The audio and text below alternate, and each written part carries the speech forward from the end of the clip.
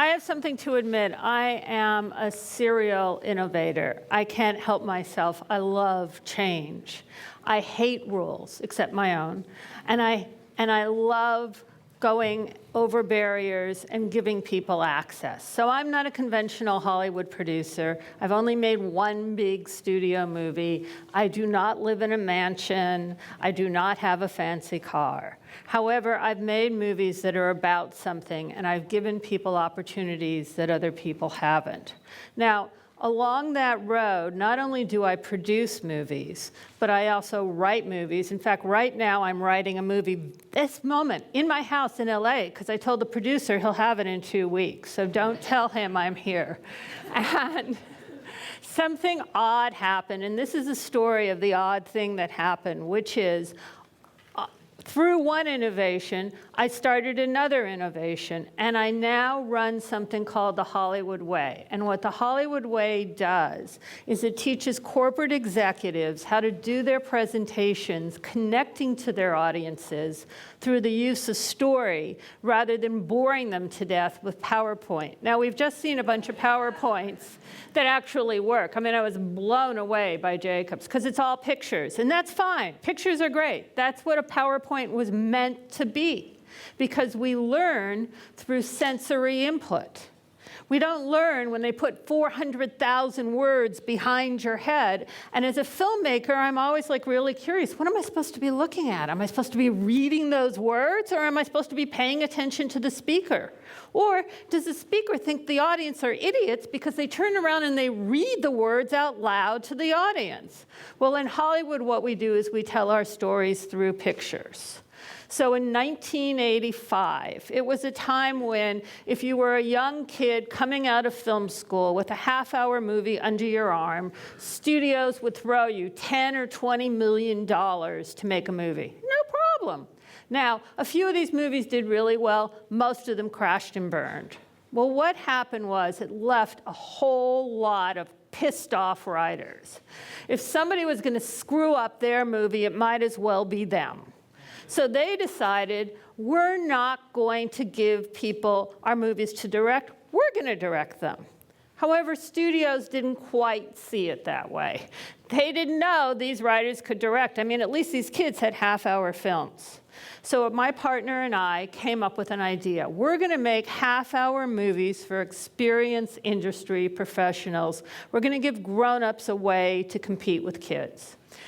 And we sat down in a restaurant and we figured out, oh my gosh, we would probably have to pay for insurance and we'd probably have to pay for food, but we'll get crew and actors to throw in for free because then we'll owe them favors and the directors will owe them favors, and we'll blackmail Kodak into giving us films, and Panavision, maybe they'll give us cameras, and we'll probably need $30,000 a film. Now, I can tell you in retrospect, we could have thrown a dart at $30,000. It was so not the number.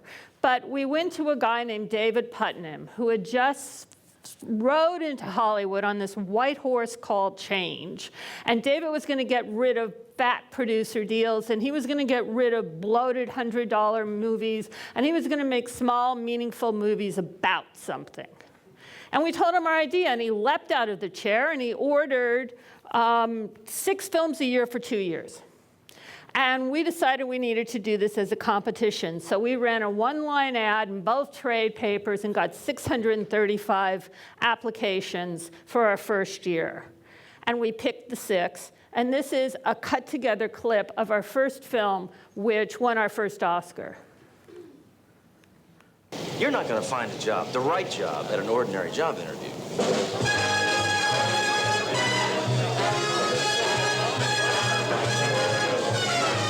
This is where everybody is. No wonder no one's around lunchtime. They're all here. The owner, Ray Pendali, came over and introduced himself to me. He told me his place was the latest trendy lunchtime ballroom where guys like myself, obviously successful, dance to the old tunes, all the time talking business. The powerful usually dance in their own spotlight. So be careful. I'm what they call dead meat in this town.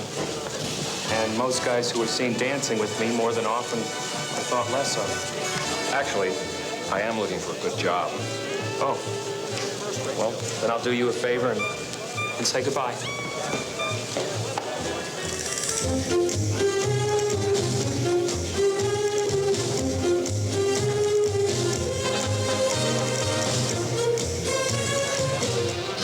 Mr. Logan.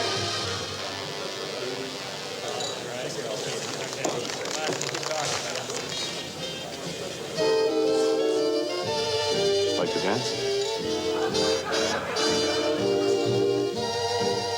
Yes.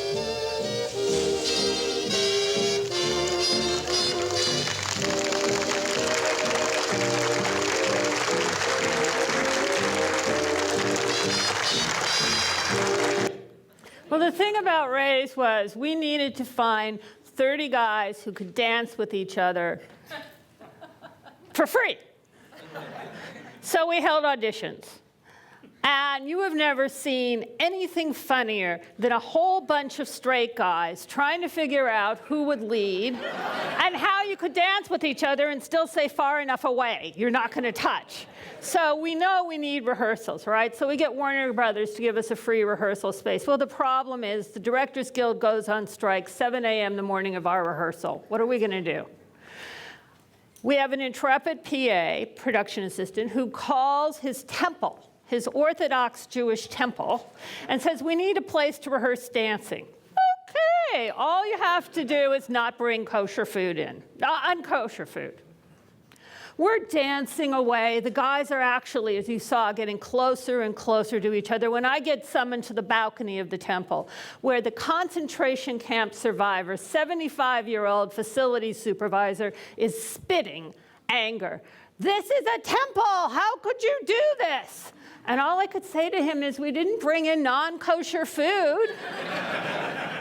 Well, finally, I talked him into letting us stay. And he said, I'm just going to watch you, and if anything non-kosher happens here. Well, thank God it didn't. And Ray's got nominated for an Oscar. Now, our friend David got fired because Hollywood wasn't open to change. And a new woman had come in to run Columbia Studios, and the day we were nominated for our Oscar, she canceled lunch with us. This was not a good sign. 2 days later, our entire program was canceled. Now, by then, we had turned 9 people who were writers into motion picture directors. They had movies.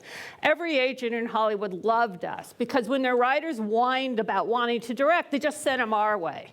So we went to Dawn and they said, you have $1 million in foreign sales contracts. Give it to those guys. Let them use it to run their program. And she said, fine. Now, we only needed $600,000. And remember, we had a commitment for a second year. This was for the third year. And we started going to banks. We went to the first bank. Too much money. Second bank, too little money. We don't loan to Hollywood. Foreign money. We went everywhere in New York and LA. Nobody would loan to us. Well, what we did is we finally found a bank in Utah. Not a problem. We'll be happy to give you your $600,000. Oh, but please, could you just sign your houses as guarantees, extra collateral? Well, we were young and dumb. We didn't know any better. We signed our houses. Now, what we didn't know about foreign sales contracts is they never pay. So comes about October, and we call up the banks. We've been asking our foreign sales guy, where's the money? Where's the money? Where's the money? It's coming, it's coming. And we said to the bank, the money's coming, the money's coming. And they said, we'll take your house. So we went to all the agents who had thought it was a great idea for us to sign over our houses. And they said, oh, you really want us to bail you out? Then we went to the directors who said, thank you very much, but we can't help you. Well, luckily, Showtime had a new innovative guy. And we went to this guy, and he picked up our series, and he ordered another year. And we won the Oscar, and everything was great. He gets fired. We're now in our 4th year, and the new guy comes in, calls us up, and what is the first thing you do? He cancels us. So what happens? We're very sad. We get nominated for another Oscar. And he calls up, and he says, did I say canceled? This went on for year after year after year until finally we weren't nominated anymore, and we were canceled. So then an agent says to me, movie stars. And we go to Showtime and we say, movie stars. And we say canceled, we're going to triple your budgets. And we're going to let you do 12 with movie stars, which we did. And the first year, we got nominated for 4 out of the 5 Oscars. And that went on for a while, and we ultimately won 3 Oscars through all of this. We also ended up starting 60 people's careers as directors who wouldn't have gotten the opportunity otherwise. But ultimately, we weren't nominated for an Oscar, and right away we were canceled and we were done and it was over. However, not only had we started people's careers, we had broken barriers for people of color, we had broken barriers for women, and more importantly, we'd broken barriers for young crew people because we let women shoot movies, which you never ever see. We had tons of women cinematographers. We moved up our poor PAs who worked for free, being production designers. A couple of people who've won Oscars were production designers first for us. We gave people chances to do what they really, really wanted to do.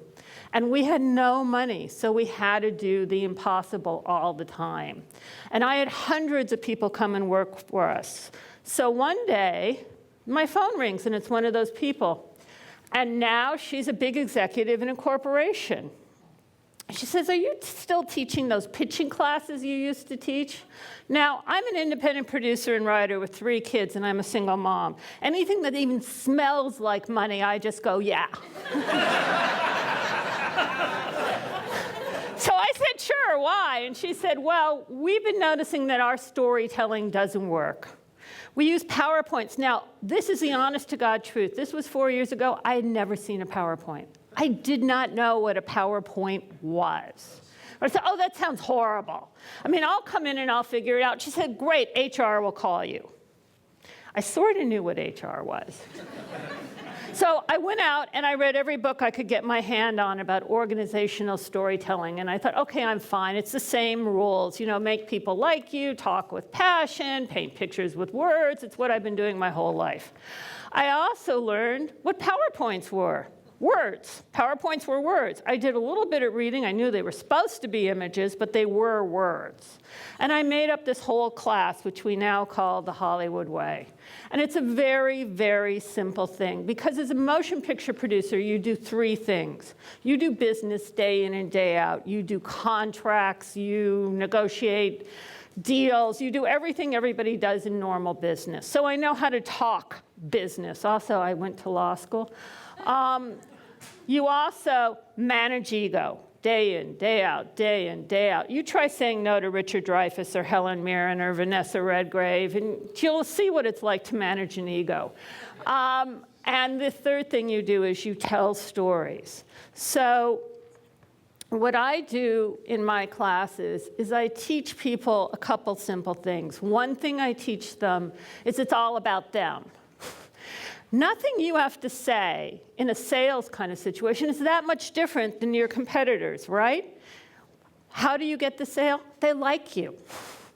They want to work with you. Sometimes your presentation is marginally not as good as your competitors. But if they like you, because work is going to be dinner and lunch and on the phone, they're going to pick you and make your presentation better. So I teach people that the most important thing is to be yourself. Because people somehow think that when you go through the door in the office, you're business. Well, I show up in my Tweety Bird tennis shoes and black jeans, and I tell everybody to relax and be themselves. Talk to people when you're doing presentations like you would talk to your wife or your kids or your family. Now, how do we talk to them? We talk to them in story. So if people like you and you have passion for your subject because you're interested, you've got to be interested in what you're telling people. If you're not interested in what you're talking about, how can you get anybody else interested? I have actually made people pitch me paper clips. Somebody will say to me, "I'm boring." I say, "Think of the most boring thing on the planet Earth and pitch it to me." And they make me laugh because I give them permission to be interesting. So I teach people how to be interesting by just caring about what they're talking about.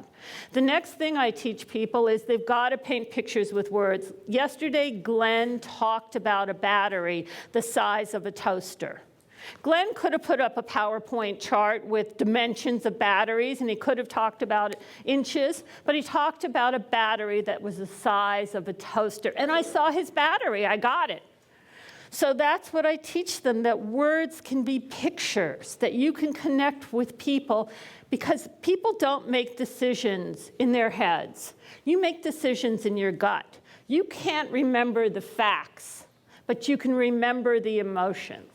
So if you can just learn to talk to people, like you tell a movie where you make people feel, you make people see things and remember, a good story is memorable, because you have to remember it to tell somebody, repeatable, because you never, ever are telling the story to the yes.